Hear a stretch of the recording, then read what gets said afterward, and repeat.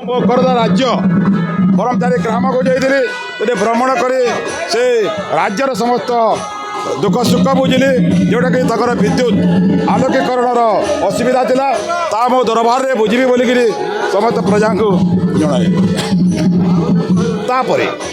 आचली रंगमहल नाच गीतर करन आचली मो राजदरबार आज कार्यक्रम थिला देवर्षि नारद परामर्श देले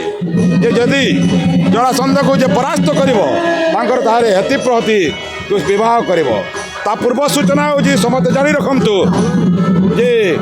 राणी पद्मावती बंध्या दोष तेणु से सतर्क बाड़ी देली तेणु वंश रक्षा करने निमंते मुहि आज जरासंधर ओलियल दुई झील को शुभ परिणय कर राजदरबार तापर कालीनग दलन ये संवाद देले देवर्षि नारद तत्क्षणात